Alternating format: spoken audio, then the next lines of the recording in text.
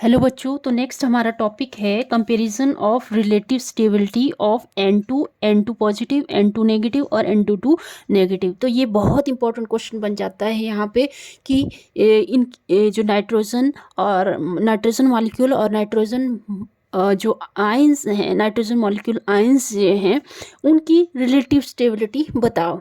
ठीक है, तो हमें पता है जैसे नाइट्रोजन N2 नाइट्रोजन मॉलिक्यूल, इसमें टोटल नंबर ऑफ इलेक्ट्रॉन होते हैं 14 इलेक्ट्रॉन। ठीक है, टोटल नंबर ऑफ इलेक्ट्रॉन कितने हैं यहाँ पे 14 इलेक्ट्रॉन।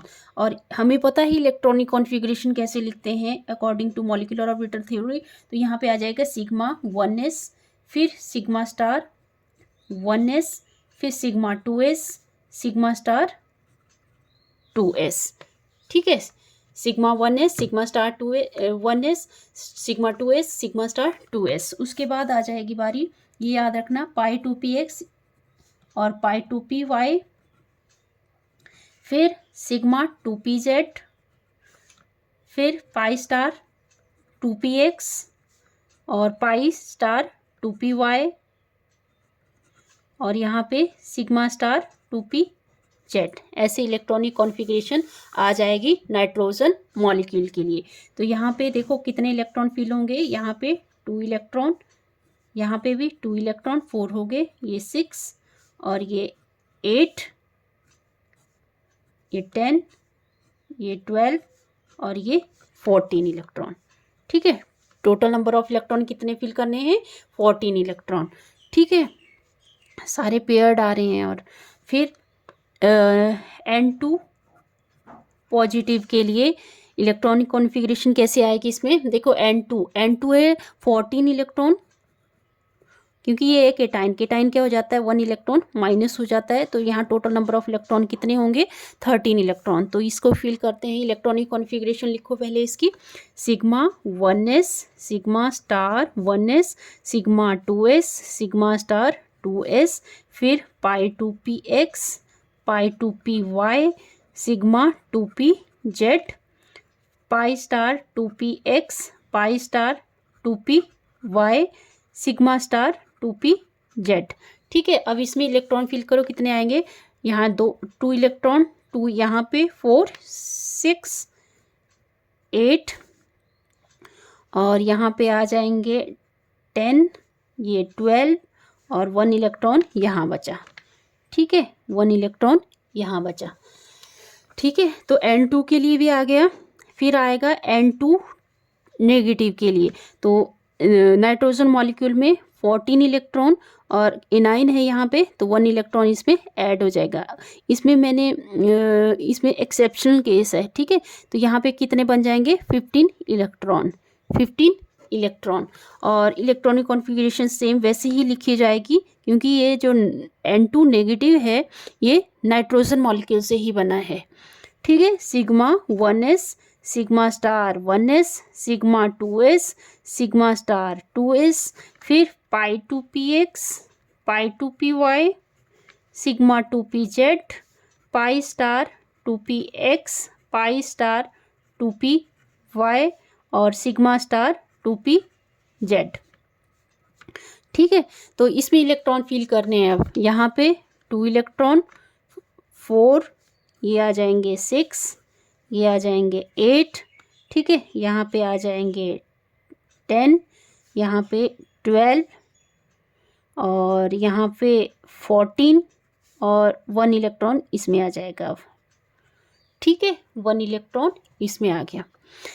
ओके, लग गया पता इलेक्ट्रॉनिक कॉन्फ़िगरेशन का। फिर है N2 नेगेटिव मॉलिक्यूल के लिए total number of electron 14 electron. अब यहाँ पे एनाइन कितने हैं 2, तो यहाँ पे 2 इलेक्ट्रॉन ऐड हो जाएंगे, तो टोटल नंबर ऑफ इलेक्ट्रॉन कितने बन जाएंगे 16 इलेक्ट्रॉन। ठीक है, अब इलेक्ट्रॉनिक कॉन्फ़िगरेशन लिखते हैं, सिग्मा 1s, फिर sigma star 1s, sigma 2s, sigma star 2s। ठीक है, सिग्मा स्टार 2s, फिर आ जाएगा पाई 2px, पाई 2py, sigma 2pz, pi star 2p(x), pi star 2p(y), sigma star 2p(z). ठीक है, अब फिल करो electron. Total number of electron कितने हैं हमारे पास? 16 इलेक्ट्रॉन है। तो फिल करो, 2 इसमें आ जाएंगे, 2 इसमें आ जाएंगे, 2 इसमें आ जाएंगे और 2 इसमें आ जाएंगे। तो 8 इलेक्ट्रॉन तो हो गए यहाँ तक। यहाँ 10, ये 12 और ये 14। ओके, 14। और अब देखो यहाँ पे ये जो पाई 2p(x) और पाई 2p(y) इनकी एनर्जी सेम होती है। तो सबसे पहले हमें क्या करना पड़ेगा, एक इलेक्ट्रॉन इसमें और एक इलेक्ट्रॉन इसमें फिल करना पड़ेगा। ठीक है, तो कितने हो गए ये? टोटल 16 इलेक्ट्रॉन हो गए। ओके, चलो दूसरा हम लिख लेते हैं इनका बॉन्ड ऑर्डर। बॉन्ड ऑर्डर पहले इसका लिख लेते हैं बॉन्ड ऑर्डर।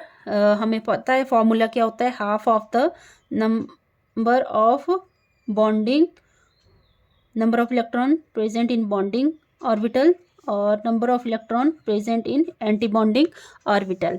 तो कर लो फिल। बॉन्डिंग में कितने इलेक्ट्रॉन आ जाएंगे? 2, 4, 6, 8 और ये 10। बॉन्डिंग में कितने इलेक्ट्रॉन आ रहे हैं? 10 इलेक्ट्रॉन। ठीक है, और एंटी बॉन्डिंग में 2 और एंटी बॉन्डिंग में कितने इलेक्ट्रॉन आ रहे हैं? 2 और 4, मतलब टोटल इलेक्ट्रॉन 4। तो बॉन्ड ऑर्डर कितना आ गया नाइट्रोजन का? यहाँ आ जाएगा 6, कट जाएगा ये। तो बॉन्ड ऑर्डर नाइट्रोजन का 3। तो मतलब नाइट्रोजन का जो मॉलिक्यूल है इसको ऐसे लिखेंगे, triple N, triple bond N। ठीक है, फिर सेकंड के लिए बॉन्ड ऑर्डर लिख लेते हैं। Bond order for N2 positive के लिए तो ये आ जाएगा हाफ NB माइनस NA। तो हाफ NB बॉन्डिंग के लिए इलेक्ट्रॉन 2, 4, 6, 8 और 9। ठीक है, टोटल इलेक्ट्रॉन कितने बने? 9।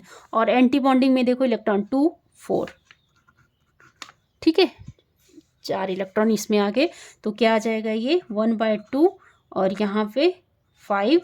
जब इसको काटेंगे, सॉल्व करेंगे, मतलब 5 को 2 से डिवाइड करेंगे तो 2 2 ज़ा 4 और 1।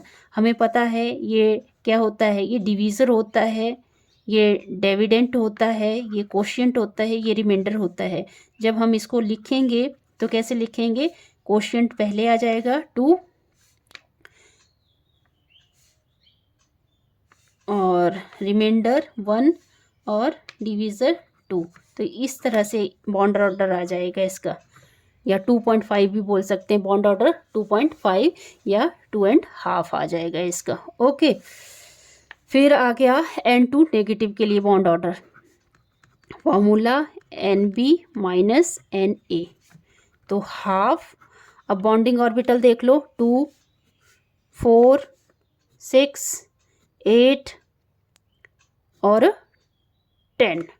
तो 10 बॉन्डिंग में आ गया ऑर्बिटल और एंटी बॉन्डिंग में 2, 4, 5 एंटी बॉन्डिंग आ गए। तो 5/2 क्या आ गया? सेम बॉन्ड ऑर्डर इनका हाफ, 2.5 मतलब 2.5। ठीक है, बॉन्ड ऑर्डर 2.5। फिर सेम N2 नेगेटिव के लिए देख लेते हैं करके bond order for N2 negative के लिए। तो यहाँ पे देखो 1/2 फॉर्मूला है NB माइनस NA। ठीक है, तो कितने इलेक्ट्रॉन है बॉन्डिंग में? 2, 4, 6, 8, 10।